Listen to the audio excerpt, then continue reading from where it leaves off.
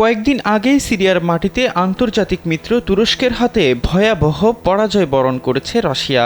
এর মধ্যেই এবার নিজেদের পরমাণু সুরক্ষা বাহিনীর প্রধানকে হারিয়েছে দেশটি। ইউক্রেন যুদ্ধের কারণে গেল 2 বছর যাবৎ ভূ রাজনীতিতে কার্যত একঘরে হয়ে আছেন রুশ প্রেসিডেন্ট ভ্লাদিমির পুতিন। রুশ অর্থনীতির অবস্থাও আগের মতো নেই, হু হু করে বাড়তে শুরু করেছে রুবলের দাম। পশ্চিমাদের ভয় দেখাতে পরমাণু হামলার হুমকিও দিয়ে আসছিল মস্কো।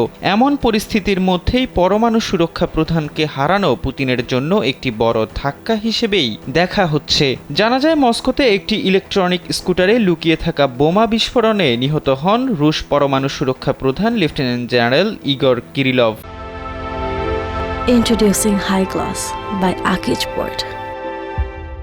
মঙ্গলবার ক্রেমলিন থেকে 7 কিলোমিটার দক্ষিণ পূর্বে রায়জানস্কি প্রসপেক্টের একটি অ্যাপার্টমেন্ট বিল্ডিংয়ের বাইরে এই বিস্ফোরণের ঘটনা ঘটে। কিরিলভ রাশিয়ার রেডিওলজিক্যাল, কেমিক্যাল এবং জৈবিক প্রতিরক্ষা বাহিনীর প্রধান ছিলেন। বিস্ফোরণে তার সহযোগীও নিহত হন বলে জানায় রুশ গণমাধ্যম। গত সোমবার ইউক্রেনের প্রসিকিউটররা কিরিলভের বিরুদ্ধে ইউক্রেনে নিষিদ্ধ রাসায়নিক অস্ত্র ব্যবহারের অভিযোগ আনে, যদিও রুশ কর্তৃপক্ষ এই অভিযোগ অস্বীকার করেছে।